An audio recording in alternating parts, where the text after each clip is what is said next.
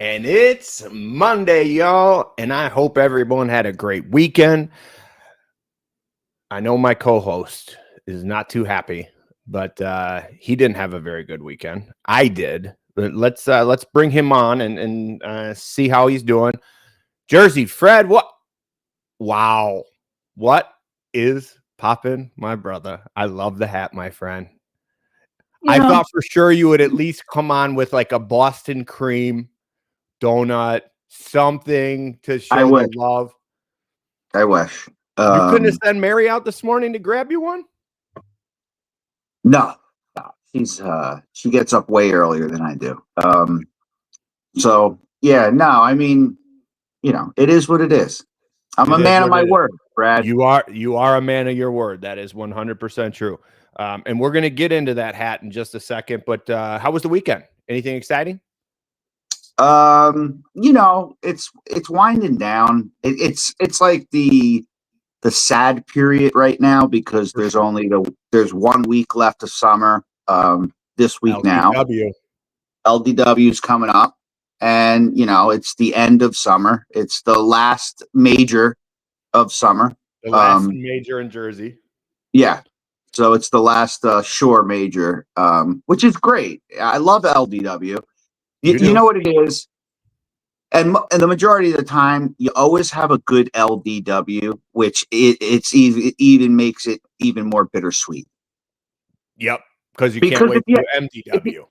If you have a shitty MDW, you don't really care that much, right? Because it kicks off the season, and you're like, okay, the 4th is coming.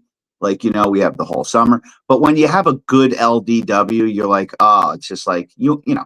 But it is a good way to go out to end the summer in a blaze of glory. Of course, yeah. So I actually had a great weekend. I got to play a lot of golf clubs that I don't normally get to play. I was out and I played Wabeek. I played Red Run in Royal Oak on Friday. Shout out Andrew Smith, State Farm. Happy birthday, Andrew. That course is insane.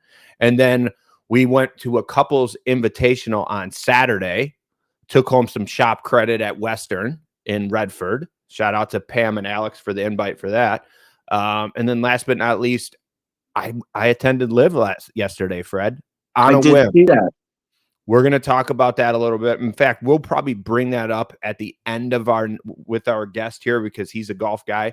But we got to get right into why Fred's wearing the hat and talk about. Let's just get it. It's like a band. Just rip a Band-Aid off. Let's go.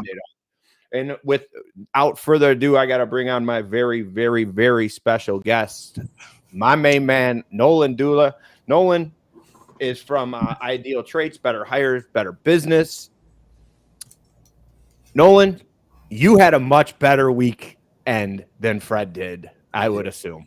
I did. You had a snafu this weekend, and we can talk about that if you want, but we don't have to. We can't be all roses and sunshine for you, Nolan. I was actually I was about to bring it up. No, I did. Okay. I mean, thank goodness the Red Sox did what they needed to do, because if not, I would have had it would have been the opposite of Brad's. But no, Brad's referencing I did get eliminated from the Indianwood Club Championship, and I just got bested. At the end of the day, you just got to play better, and I just didn't play up to where I needed to be. So that was tough. But yeah, Thursday, I guess the upside, though, I was looking at the leaderboard. You did lose to the winner. The runner-up. Yeah, Mike was the runner-up. I did lose to him. Yeah, so he made it all the way to the finals, which is good to see. But, Mike's a great guy, great player. I enjoyed, obviously, being competitive with him. And you just you put yourself really, no matter where you lose, no matter what happens, like what could have been if I would have won, like I could have, maybe gone on a run. But, credit to Mike. Again, he's a great player and a great guy. So, yeah, right. I guess, makes losing a little bit easier, when the guy on the other side's, yeah, because if he was a dickhead, that would make it even worse. For sure. And luckily, at Indianwood and that group of guys, not a lot of dickheads, in the group. Not a lot of dickheads. So, not a lot of dickheads, or really, if any. So, again, it's hard to find good people out there. They usually do good. But as we say in Detroit, there's always next year. Yeah, right, Fred. That's the motto. Yeah. All right, let's get into it. Who wants to go first? The floor is yours. All right, fantastic. Well, I do have some questions lined up for Fred as we talked during pregame, I guess. But I mean, what I will say is that I think that this game 2 was probably the other one that the Yankees should have won. Of course, like you look at game 1, so many errors, it was insane, and the Red Sox walked in 4 hours. It was terrible baseball from both teams. Like I think the Red Sox were 2 for 17 with runners in scoring position. Yankees are throwing it all over the place. Like it was Thursday. I was watching and I was like, this is just a bad baseball game. Like it's just bad. And luckily, you kind of look back at it. Roman Anthony had that home run and the bat flip, and that became sort of the sentiment of the game. But terrible baseball game for both teams, really. And then Friday, you've got probably the best pitching matchup of the weekend, right? You had Bayo versus Max Fried. And, 1-0. Red Sox have had the best bullpen in the AL, and they showed it, and that was great. And then, Saturday, I'm sorry, Fred, but, watching that game, 7th inning on, I just was laughing. I was just with Garrett Crochet, Anthony Volpe chucking it into the seats, 5 rows deep.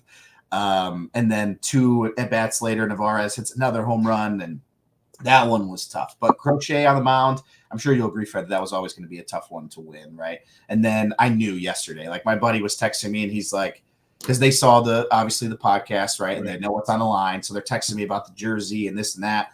And I'm like, I would never tell someone, because, I got a lot of buddies that like to sports bet, and I'm like, I would never tell someone to bet on the Yankees, but if you're going to do it, now's the game. Rodon versus May. May is he's all city. So, errors.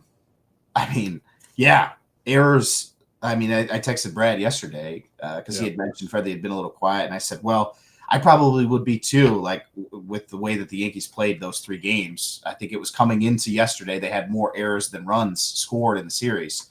So that is tough. And no, I appreciate it. You look great in the hat, Brad. I'm glad you went traditional. It actually brings out the blue in his eyes, but whatever. You know what I'm saying? Yeah. But I'll let. I just have a couple questions. I am a big. I want to be careful here because I'm a Bob Does Sports fan massively, and I know that Robert Berger is a big Yankees fan. And, Jersey guy. Yeah, Jersey guy, big Yankees guy, and I know that Volpe is a friend of his program, right? So, but I want to. What are you going to do with Volpe? Is he going to I know they benched him yesterday for 8 innings and brought him in, which as a defensive substitution, which is interesting. But yeah, what do we get? I just feel like so the thing with Volpe is he does rake at times for power. You can't the errors have to.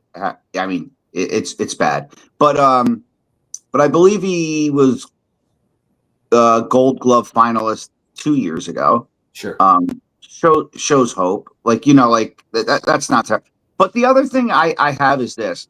This is me personally. I'm Joe manager. I don't want A-Rod said it yesterday about Volpe. He said, you don't want Volpe to hit 30 homers because that means he's going to hit 190. Mm-hmm. So, and I get that part of it because it's I don't want 190. 200 now is the new 250. Crazy. Because, you have guys hovering around 200 that when we grew up, they would never even be in the lineup. It's crazy. But the Yankees have a different lineup, different game because we're all about the home run. So it's they would deal with him hitting 30 but I do have listen, I'm a Volpe guy. I'm not gonna blast the guy, but I have had conversations with Jackson Spikes, which is my nephew. And I always say, how was he this weekend, by the way? Now, Jackson's 13? He's 14 now. 14, Nolan, and he'll rip off every stat the Yankees have ever done. But he's also the same kid who will have a meltdown and be like, I'm never going to see a World Series in my lifetime, Uncle Fred. Like, I'm done this year. I'm not even going to root for him next year. He's a very stereotypical sports fan. At a very ripe age of 13. That's awesome. And right before the deadline and stuff, dude, I would tell him all the time, package up Volpe. Like, we have George Lombard. Like, package up Volpe and let's get some starting pitching, or like let's get one starter, or like, because the thing with Volpe is it's like with George Lombard, I mean, they gave up to just go back in time, we had Trey Sweeney. So and it was Trey Sweeney or Volpe, and they decided to go with Volpe. Volpe played well. And got rid of Sweeney. Sweeney ends up on the Tigers. And he's doing fairly decent, but this is his first major league season. And now we have George Lombard. So it's like, I'm not opposed of like fucking packaging him up. The thing is, what are you packaging? Like, I mean, on one hand, the dude's hitting, 20 homers, but on the other hand, he leads the league in errors and he hits 215. So, I mean, there's not much leverage to really package him up. I would say this: if it was up to me, though, Nolan, to be honest, I just go with I go with Volpe. I feel like the throwing most of the majority of the errors are throwing. Mm-hmm. Right. We could fix that. I mean, hopefully it doesn't turn into a Chuck Knobloch situation. Something where, something crazy like that. But like, I think we can get by, but I feel like you got to go with what you got to go with right now. So right now, obviously Nolan's flying high. He thinks they're in a good position. Yeah. Fred, what is your take? Is it still calm down? Don't worry. Are you worried about making the playoffs, or is it not that big of a deal? What's your take? Here's my take, to be honest with you. That's and all I think we want. Right? We're in a circle of trust. Just honesty. I think Nolan will agree. It was a shitty couple games and a couple good games. But at the end of the weekend, as we sit here on Monday, it's not the end of the world. We're a half a game behind Boston. I mean, with the other playoff spot, like nothing really changed from last Monday. No, it didn't. Which it was strange that I looked at it over the week on Sunday night, and then after the game, I'm like, how are they still only a half out? Like, worked out. I mean, they had won, during the week, so right. It's like, but like I said, after playing fucking abysmal baseball for a couple days and stuff like that, we come here on Monday and we're a half game behind fucking Boston for the Boston and the Yankees. It's most likely it's going to end up Boston and the Yankees in the playoffs. So right. We're basically battling for home field, which is in the wild card is a 3-game set at your home field. So, which is huge. Like, huge. I mean, but as of right now, the Sox are 5 games out and the Yanks are 5.5 out behind Toronto. If Toronto goes cold, which they should be going cold, at least that's my thought too. They seem to be on a pretty nice run right here. They're due. Yeah, just for like a lose 4 out of 5, like something like that, like nothing crazy, but like something like that happens, and now Boston or the Yanks have a chance to take over the division. So it's not the end of the world. Like, does it suck? Listen, you get swept by Boston 2 times in one season, unexcusable. I would have been calling for Boone to get fired this morning. It's a question I have on my list. It's on this list right here. Are you over him, Fred? I'm a Booney guy, but he's got to go. Yeah. Not today, because I think it's a little too late. I don't know if that's a great idea when, like I said, we're a half game back, 5.5 out of first, still in the playoffs, most likely, right? I don't know if that's a great idea right now with 30 games left. But if we were in fucking May or something, yeah, dude's got to go. I mean, Cashman's got to go. He's got to go. Listen, I mean, I go into these arguments with, people about the same thing. Like, I feel like our broadcasters have to go. I'm dead serious. Michael Kay, gone. Like, we need, you got a clean house. He's firing the announcers, Nolan. Announcers. That's how mad he is. They're not homey enough. They're not homey enough. They still play the middle. I need guys that are going to come in there and be Yankee announcers, not, we're the media, we have to be no. When you listen to other broadcasts and stuff, and they're the way they talk about their teams, that's what I want. It's time for a change. Michael Kay's great, but it's time for a change. He brings Joe Girardi on there. It's like snooze fest. I lower the volume and just watch the game, because I'm like, this is brutal. I can deal with Paulie O'Neill when he's matched up with David Cohn. But if he's not matched up with David Cohn on the broadcast, snooze fest. It's crazy. Nolan, any last questions for Fred? Anything you want to say apart? And I'm going to make a comment here, and then we're going to let Nolan get to work. I don't need Kevin getting mad that you've been on the pod all day talking Yankees and you're supposed to be working. Yeah, the two I think are one thing I want to point out that I was surprised by. I'm watching the game on Saturday, 105 game, as I believe it was. Yeah, 105. Beautiful day in New York, it seemed. Empty seats behind the broadcast. So empty seats behind, all over the place. And I think I saw them again last night, which I was really surprised by. So I just wanted your take on that. And then two things relevant to last night that are pretty kind of middle of the line. Strike zone was so bad for both. It was so bad. And then the ESPN broadcast, you mentioned the Yankees broadcast.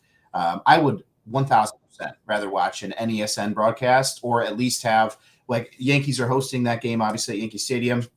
Instead of bringing these ESPN guys in, you just have the Yankees broadcast team on ESPN, if that makes sense, right? Because I'm so out on ESPN. The guys, they're talking, and I'm just what are we doing?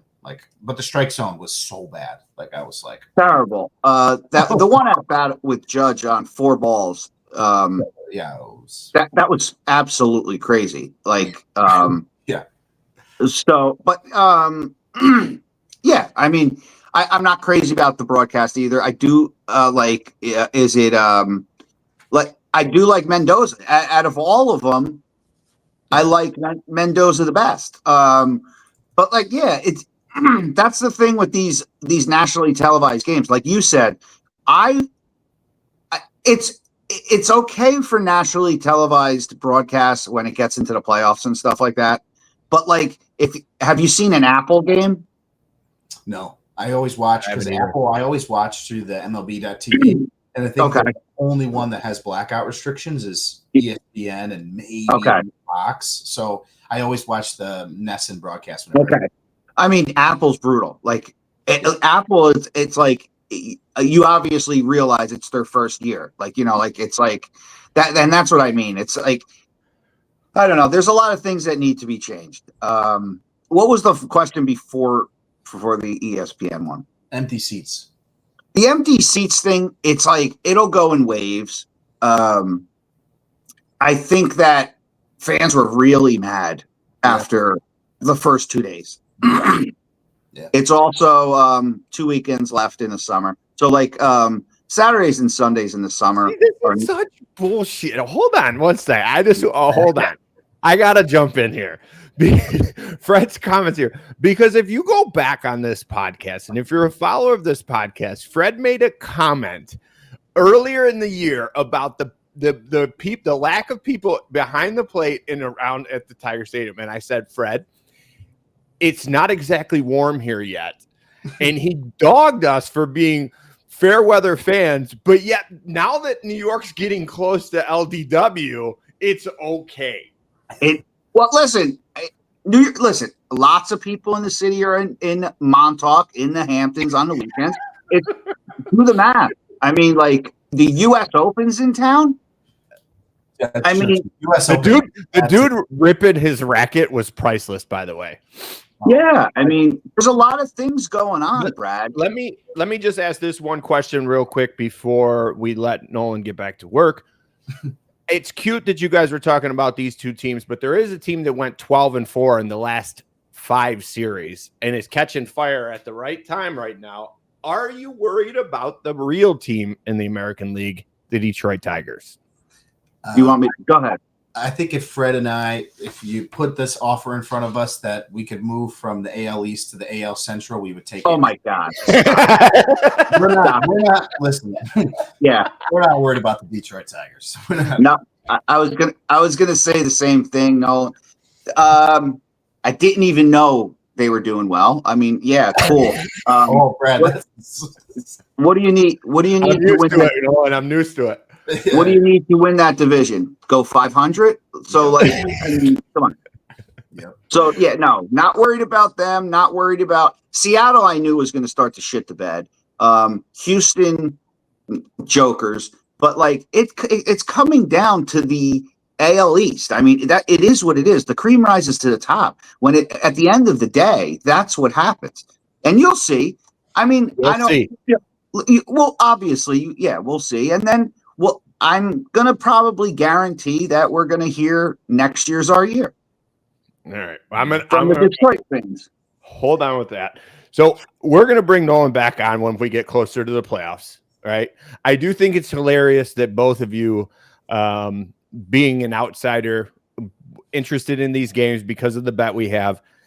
I really do think it's great that both of you are huge diehard fans, but took pretty much, if you listen to this podcast and re-listen to it again, put the exact same take and picked out almost the exact same things of the games that you did not like, whether it's the announcers, whether it's the large strike zone, or some of the other bullshit that happened over the last 4 days. But so I do think it's awesome that you guys really did have a very similar take on the week, despite both outcomes were not the best for Fred. But Nolan, well, I will say this. Go for it. In closing, this is why I told you, though, Brad, the greatest rivalry in all of sports. You're telling me, I asked a long time ago, who is the Tigers' rival? And then you had to put like a poll question out to find out. Like, we don't have to do that. We know what's going on. Like, you know what I'm saying? Like, we're not going to say like, oh, it might be the Twins. It might be the Indians. No, like, you know, like we don't do that stuff out in the AL East over here. We know what's going on. It's the greatest rivalry in all of sports, you know, and we do have a lot of respect for each other and each other's teams. It might not look that way at times, but because of the fan base, but the organizations themselves and the real baseball fans have a lot of respect. I love Fenway, by the way. Love it. Love it. Yeah. Awesome. All right, Nolan. I appreciate you coming on, brother. And we'll see you closer to the playoffs. Yeah, we'll see you then. Fred, you look fantastic. Thanks for being a good sport, man. We'll see you soon. He is the man. Appreciate you guys. All right, Fred, we got some more to talk about and a lot of sports that went on. Like, you know, sports news, sports everything. Yeah. But I wanted to start with our newest a segment I want to add now that like football is back, Fred. We're 10 days away from football, but we're gonna open it up. We're gonna call it Monday's Monster. So I want you, as if you're a listener, to send me the clips of your kids or your friends on the football field, because technically this podcast actually started as a football podcast, and we've grown with baseball and bringing Fred on, which is obviously the best addition we've ever done. But let's first of all, our first ever Monday Monster is going to be Colton Tait from Oxford. Fred, can you see it? Yes. Watch the kids scramble. Whoop, whoop, whoop. And here's our man, Colton Tait. Catch that. Look at the yak. How cool is that? Nice. First year in pads. Now, what team is that? What's that? What town? Oxford. Yes, Oxford versus Shelby. The team looked good. His dad sent me those videos. So shout out to Josh Tait, Jennifer Tait, their son, Colton. It was. I keep look because he's got a twin brother, so I don't want to screw that up. So Colton, number 3 for Oxford, is our first Monday monster, which I think is pretty cool. So if you have some of your kids, friends, Fred, I know you got some people out there. Let's get some football highlights, and we'll pick a Monday monster every Monday. What you think of that idea? That's great. That's awesome. Love the kids playing ball. Love that the pads are back. Right? What age was that? So surprisingly on Friday, he just turned 11. Okay.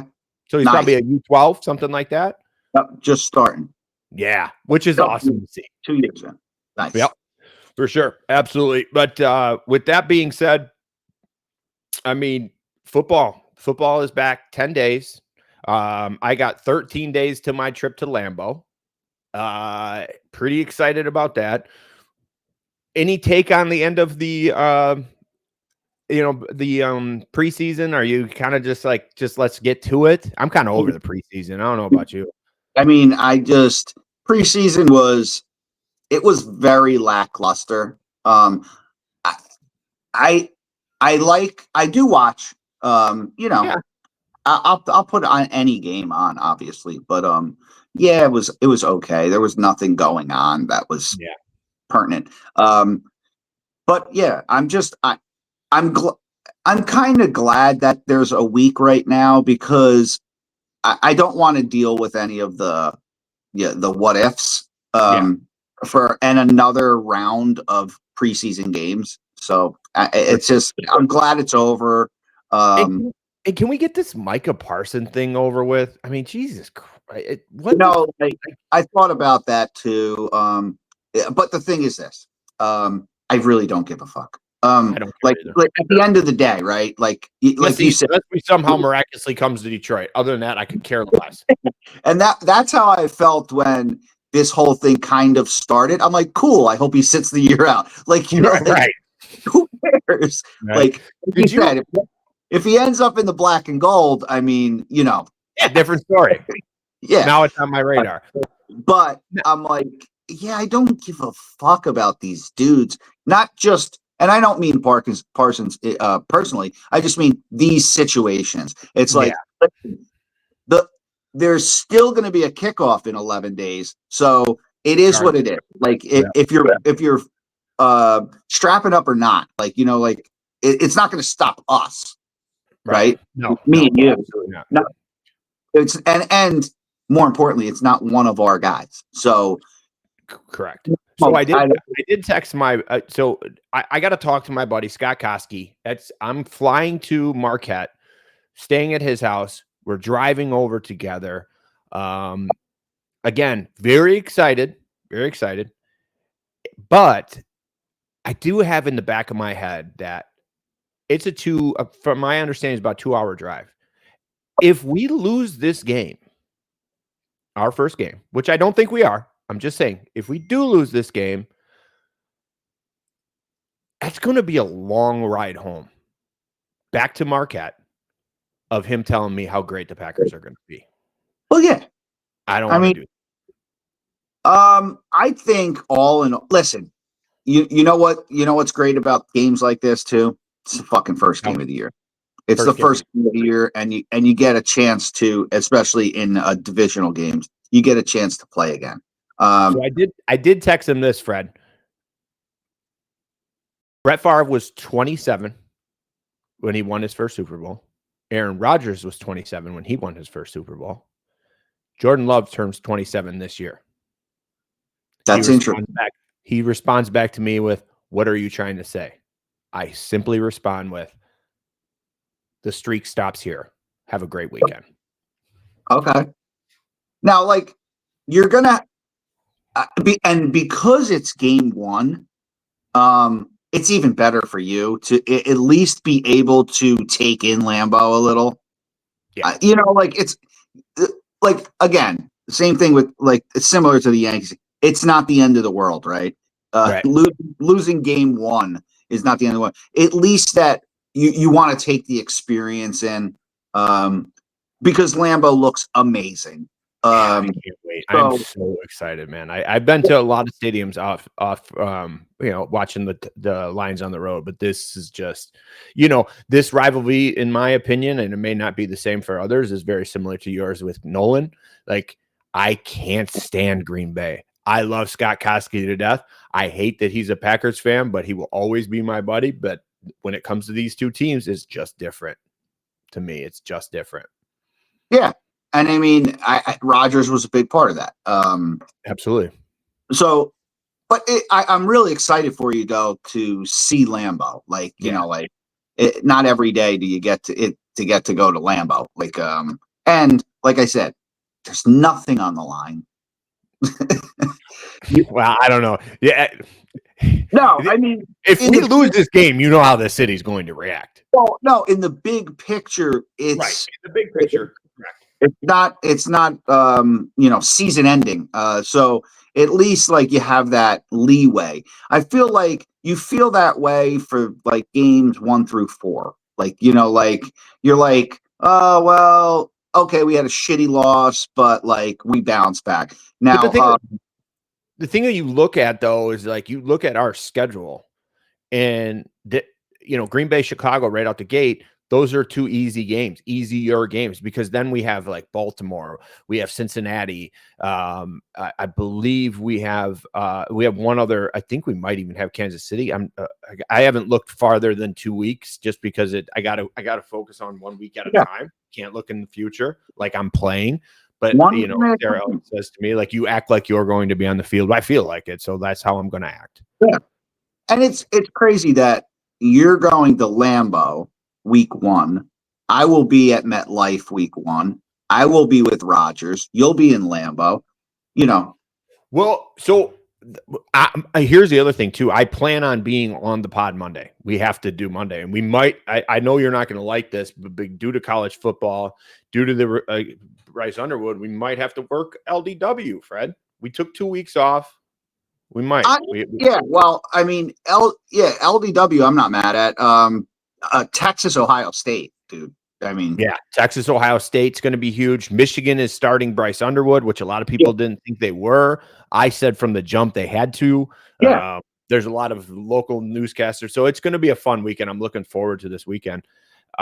Speaking of weekends, I did mention that I went to my first LIV tournament. I did see a clip from that, and it was really cool. Let me start this out by saying I'm a PGA guy.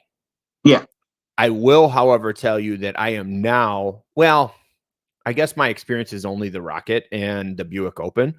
So, but, which are very minor PGA events, but LIV just put on a great event.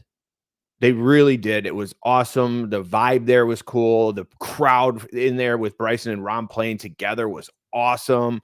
Being able to see Phil for the first time ever, and probably, who knows how much longer he has left in seeing DJ was sweet. Like, it was just a really cool experience. And Fred, like, I don't know if you saw my post, but I was like, Sarah was the one who was like, we had a plans changed, and she's like, I'm buying tickets. We're going. Okay. As we're driving there, I realized, Fred, that the reason why we were going is because I think that if Sarah had a shot and Phil or Bryson would have came and talked to her, I would have been driving home by myself. I think that's why we went, Fred. Interesting. Fangirl. But so I thought about it over the weekend, like on the evening, and golfer groupie. She is. So I thought about it, and when I got home, and I'm like, should I be offended by this? But then I thought to myself, if Jared Goff was to call me last night and say, Brad, I want to start being on Monday's podcast, but the only thing is you got to get rid of Fred, I think I would have let you go, Fred. Yeah, and I would expect you to. Okay. That's how I took it. What's your thought? And I would have been okay with it, if that was the case. I mean, So with that being said, if my wife runs off with Bryson DeChambeau, I should be okay with that. I mean, listen, yeah. I mean, if that's what she chooses, I think that all you just want want Sarah to find true love. You just hope Sarah. you just everyone deserves to be happy, and I think that's all you want for her. But it was a great experience, man, and for her to just come up and say that was awesome. You know, she's such a good sport, and it was a lot of fun. We had so much fun. But with the PGA, Fred, I think I told you this on Wednesday. My favorite podcast, I talk about them all the time. Pardon my take. Had somebody text into them and say, bet Fleetwood. So I'm driving on Wednesday, listening to the podcast. As a true AWL fan of the podcast, I bet Tommy Fleetwood this weekend. And look what happened. Did you get a chance to watch a little bit of that? I watched the end, a little Fleetwood Mac Daddy. Right.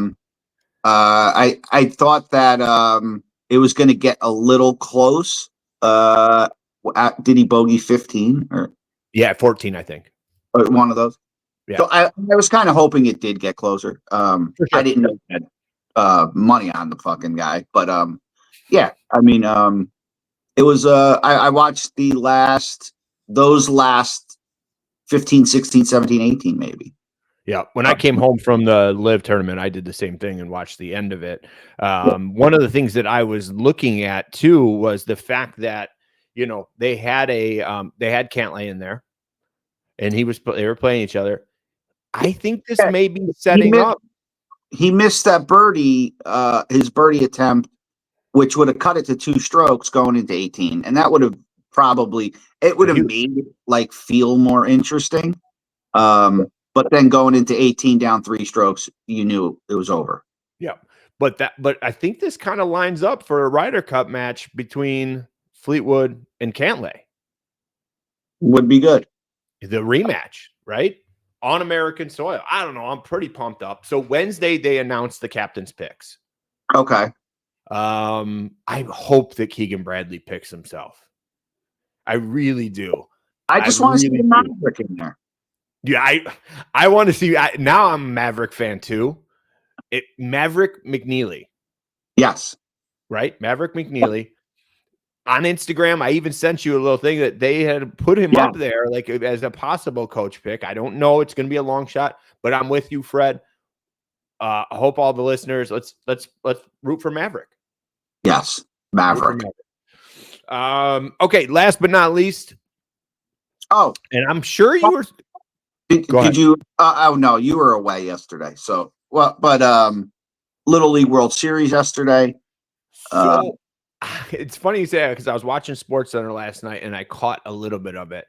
But my favorite part was they asked one of the kids on what his dream job was. And you think at that age in the Little League World Series and with the positions they're in, they're going to say Major League Baseball player, right?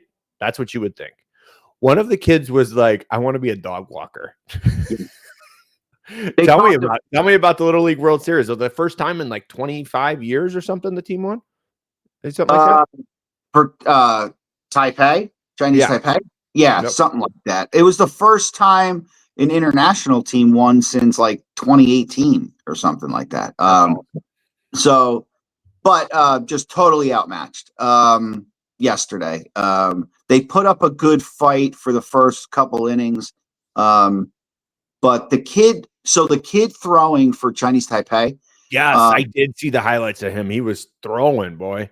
So in comparison to a major league mound, he was throwing 105, 104, like that's distance wise. And if you he was throwing 80 miles an hour from that close. Wow. Yeah. That is insane. Yeah, 75 to 80, dude's just throwing gas. But didn't get as many strikeouts as I thought he would. Great defense by Chinese Taipei.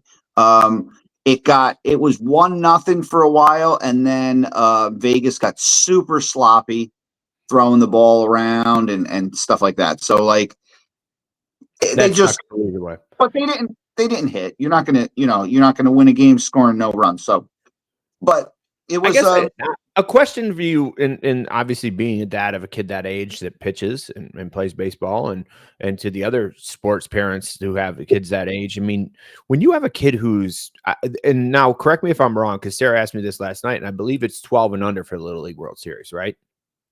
It's 12. It's usually 11 and 12. Some of these kids turn 13. Okay. If your son is pitching 75, 80 miles an hour at 11, 12 years old, can his arm hang on that long? I mean, that seems like a lot. No, it's terrible. But the biggest demographic for Tommy John is between like 17 and 21 now. Right, because of this situation right here. Because that's all these kids are getting looked at is by the radar gun. So they're just, throwing the ball as hard as they can, as long as they can. And then they're getting the Tommy John in college. It's brutal. But, I mean, you can't tell a kid not to do it. Right. It was funny because the thing that I think is more damaging is probably trying to throw off speed, some kind of breaking pitches, stuff like that. The tendons aren't ready for that either. Curveballs. That's a great point, because I know he's listening, because he told me that he can't wait to see Freddie in a Boston hat. I know Dax is listening, so he told him when I talk all the time, and he was telling me, yeah, Dad, this guy throws a bunch of junk, and he said, like, I think I can throw that. I said, no. You're not at an age where you want to throw anything like that, man. Just you keep strengthening your arm. You don't throw junk. You just put the ball in play. Let the kids hit at this age. For him personally, he's got to throw. He could throw. The thing is, these kids think, oh well, if I can't throw a curveball, then I have no like repertoire. But you do. You could throw the 4-seam. You could throw the 2-seam. So like. If you can really get on top of your 2-seam fastball, then it will have a little bit of movement, and then you can throw a changeup. So like, but to your point, that's not like changing this momentum in your arm and your forearm and in your shoulder. But if you have your 2-seam, 4-seam, and a changeup, you have 3 pitches. I mean, so I mean, what do you want? 5? Like, I get it that. You don't have anything with movement side to side, but the changeup, if you can get on top of a changeup, does nothing to your arm, and it moves.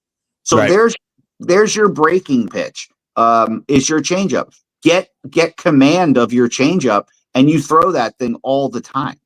Yep, 100%. Now I know when I sent you the show notes last night, you probably looked at it and you're like, "Oh my gosh, he's into it now." He's into it now. I think obviously because of you, Fred, and not very interested, but your girl, because you've been talking about her for a long time on this podcast, P. Buckets puts up 44 points. And now I got a question for you.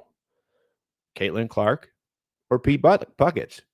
Who's going to do better? Who do you think is going to have a better career? I'm shocked that we're even having this conversation. Had you asked me this 2 months ago, I think anybody in this entire planet would be like, she is going to be the Michael Jordan. But now we have a LeBron James in WNBA, in my opinion, and it's going to be a conversation just like the Jordan LeBron situation. I think these girls are that good. Fred, their rookie numbers are almost mirror of each other. Paige has a little bit higher scoring average. I think Caitlin had a little bit higher assist. But all in all, they mirror image. What's your take on who's going to be the best one as our last topic this Monday? It's tough. That's a tough call. I think that they are both going to be they're both going to be top tier players in the W. Now, as for rookie numbers, it's kind of tough. Like I said, Caitlin Clark had maybe 2 more rebounds, 2 more assists. If you look at the numbers, nothing. But I just feel like the thing is this also, Brad, it's like Dallas is a terrible team. And last year the Fever was kind of a terrible team. Right. So it'll be interesting to see how all of this pans out moving forward. They both had amazing rookie seasons. I mean, you know, couldn't ask for more. The problem is we're not seeing Caitlin Clark right now. We haven't seen her much at all. Right. So that kind of like throws the dynamic or the optics out right now, because she's only played, I think, 13 games this year. Yeah. So like, you know, like there's not going to help the sophomore.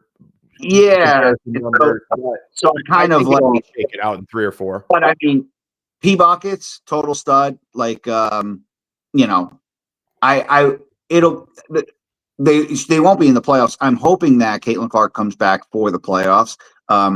They should grab that like 8 spot. Right.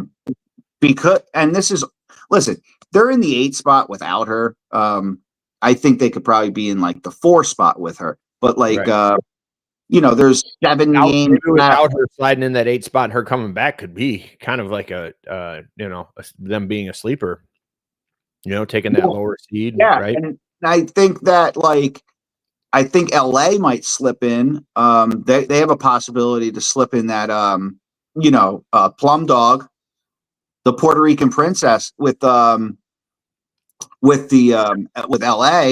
Yeah, the one who hit the buzzer beater the other night with the flying lefty. That was sweet. Yeah, they're right there to get that last spot as well. If they can get their shit together. But like the Lynx are just running away with it. Like Feast is back. It's like they're running away with it. The Liberty dropped down to like maybe 4. Right. I mean, the Stewie injury is killing them. So, but you know, like it'll be good. There's 7 games left. The Liberty has a very favorable 7 games left. Right. So that'll be good for them. They may move up 1 or 2 spots, end up at the 3. Cool. All right. Well, yeah, that's our time for the day. But like I said, unfortunately, I think we're, you know, I mean, this is the cross we bear, Fred. I think we're going to have to work a little bit on LDW, but that's okay, because we're going to be talking about our favorite, well, my favorite sport, your second, but we're going to be talking about some college football, see how the weekend goes, and maybe I'll even do it from the patio. And each week moving forward for the next 4 weeks is getting closer and closer to the MLB playoffs. So like each week is like, you know, more and more important. These are all playoff games for some teams. Yep, for sure. Big weekend of sports coming up, and I'm excited. My schedule is clear, and I'm looking forward to it. So, Fred, I will see you next Monday. I know we'll be texting this week. Take care, buddy. All right, buddy.